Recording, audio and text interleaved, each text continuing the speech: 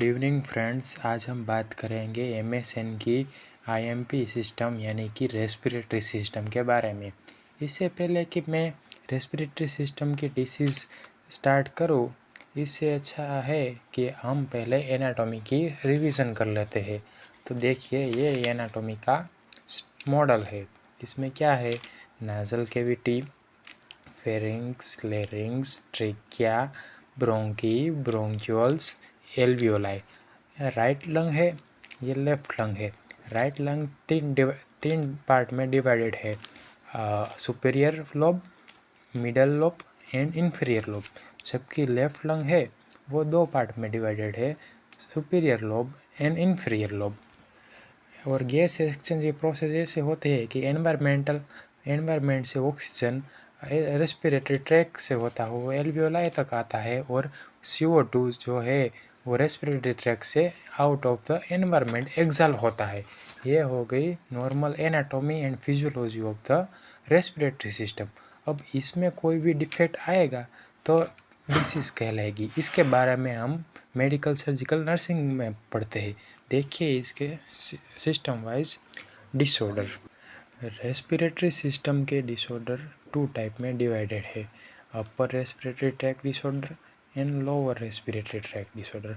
Upper respiratory tract में knows, pharynx and larynx है, जबकि लोअर रेस्पिरेटरी ट्रैक में trachea, bronchus, primary bronchi, secondary bronchi, tertiary bronchi and alveoli का समावेश होता है।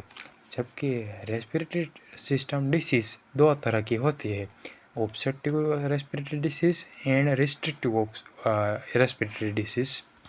ऑब्स्ट्रक्टिव रेस्पिरेटरी डिसीज़, इसमें क्या होता है कि due to obstruction in respiratory tract, यानी कि ये रेस्पिरेटरी ट्रैक है, इसमें कहीं पे ऑब्स्ट्रक्शन आ जाने की वजह से जो डिसीज़ होगा उसको हम ऑब्स्ट्रक्टिव रेस्पिरेटरी डिसीज़ कहेंगे। डिफ़िकल्टी इन एयर एक्सहालिंग, इसमें क्या होता है कि डिफ़िकल्टी होती है एयर को एक्सहाल करने के प्रोसेस में, यानी कि एयर जब हम एक्सहाल करेंगे तब डिफ़िकल्टी होगी।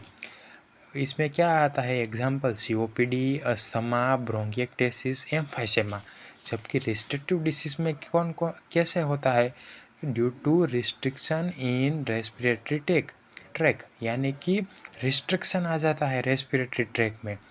डिफ़िकल्टी इन एयर इनहेलिंग, ये एयर जब इनहेलेशन करते हैं तब डिफ़िकल्टी होती है। इसमें क्या क्या डिसीज़ है? Pulmonary fibrosis, silicosis, asbestosis. ये हम आगे नेक्स्ट लेक्चर में पढ़ेंगे। अभी तक हमने देखा कि रेस्पिरेटरी सिस्टम क्या है, इसकी एनाटॉमी, इसकी नॉर्मल फिजियोलॉजी, ये बेसिक अपने अभी तक हमने देखा और समझा। अब हम देखते हैं कि मेडिकल सर्जिकल नर्सिंग में हमें क्या पढ़ना है और कैसे पढ़ना है। तो देखिए, ये रेस्पिरेटरी सिस्टम का मॉडल है। इसमें कोई डिफेक्ट या डिफॉर्मिटी होती है, उसके कारण डिसीज़ होती है। हमें इसके साइन, सिम्टम, कोजेस और इसका कैसे मैनेजमेंट किया जाए, स्पेशली मेडिकल, सर्जिकल और नर्सिंग मैनेजमेंट, ये हमें आगे पढ़ना है। तो इसकी फर्स्ट डिसीज़ है राइनाइटिस। देखिए, rhinitis, what is a rhinitis? Rhinitis is a condition in which infection और inflammation of the nasal mucosa।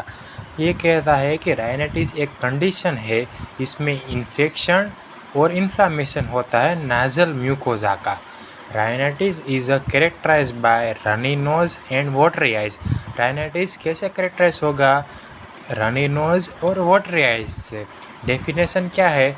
Rhinitis is defined as infection or inflammation of the nasal mucosa characterized by runny nose and watery eyes। Rhinitis एक condition है, इसमें infection और inflammation होता है nasal mucosa का और runny nose और watery eyes इसकी कैरेक्टरिस्टिक है। Causes and risk factor of the rhinitis: infection such as bacterial or viral, allergens such as pollen, dust, fume, fog, spray, irritants, chemicals, autoimmune and smoking। ये सारे इसके causes और risk factor है जिसके कारण rhinitis होता है। क्लासिफिकेशन ऑफ द राइनाइटिस, इसके दो क्लासिफिकेशन है, एलर्जिक राइनाइटिस और non allergic rhinitis. Allergic rhinitis it is a most common type of the rhinitis in which occur due to inhalation of allergens. इसका मतलब है कि ये मोस्ट कॉमन टाइप है और ये कैसे होता है, तो कि इन्हालेशन ऑफ द एलर्जन, जब हम एलर्जेंस का इन्हालेशन करते हैं इससे हमारे नाजल के म्यूकस मेम्ब्रेन में इरिटेशन होता है और एलर्जिक राइनाइटिस का कारण बनता है। Non allergic rhinitis it is another type of rhinitis in which occurs due to non-allergens such as autoimmune and infection। ये नॉन एलर्जिक राइनाइटिस यानी कि अनदर टाइप है राइनाइटिस का। ये कैसे होता है, ये नॉन एलर्जन सब्सटेंस से होता है, जैसे कि ऑटो इम्यून रिएक्शन और infection. It further divide, non allergic rhinitis further divide होता है infectious rhinitis, hormonal rhinitis, occupational rhinitis, drug overdose rhinitis and gustatory rhinitis। Infectious rhinitis ये फर्स्ट टाइप है। It is a cause bye infection, ये infection के कारण से होता है, सच एज अ बैक्टीरियल और viral. Hormonal rhinitis it is a cause bye hormonal, इसका मेन कॉज है hormonal imbalance. Due to hormonal imbalance होता है बॉडी में, इससे हार्मोनल राइनाइटिस होता है। Occupational rhinitis it is a cause by occupational factor such as a dust and chemical, ये occupational factor के द्वारा होने वाला राइनाइटिस है। Drug overdose rhinitis it is a cause by drug overdose, drug का overdose हो जाने की वजह से राइनाइटिस होता है।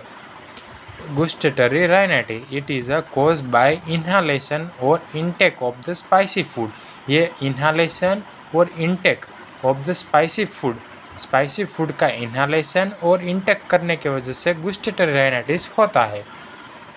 Pathophysiology of the rhinitis due to any cause both allergens और नॉन एलर्जेंस, दोनों कॉजेस की वजह से होता है। Causative agent enter into the nose, causative agent है वो नोज के अंदर एंटर करेगा। Damage of the nasal mucous membrane, और क्या करेगा उसके बाद डैमेज करेगा नाजल म्यूकोस मेम्ब्रेन का। इन्फ्लामेशन रिस्पॉन्स अकर होगा, इसके कारण से जब डैमेज होगा नाजल म्यूकोस मेम्ब्रेन, इसकी वजह से इन्फ्लामेटरी रिस्पॉन्स स्टार्ट होगा। इसकी वजह से क्या होगा, ओवर म्यूकस प्रोडक्शन, यानी वो कहलाएगा rhinitis. Sign and symptom of the rhinitis, runny nose, watery eyes, over mucus production, nasal congestion, breathing difficulty, fever, headache and itching, ये सारे साइन एंड सिम्टम्स है राइनाइटिस के। डायग्नोस्टिक टेस्ट क्या क्या है, history collection, physical examination, CBC count और immunoglobulin IgE test, CT scan, MRA and x-ray. अब देखते हैं मैनेजमेंट राइनाइटिस का। First of all medical management and nursing management. Medical management में antibiotic such as amoxicillin, ceftriaxone and cefixime. अब antipyretics, जैसे कि fever होने के वजह से जो मेडिसिन आप देते हैं उसको एंटीपायरेटिक मेडिसिन बोलते हैं। PCM इसका एग्जाम्पल है। Antihistamine for the allergic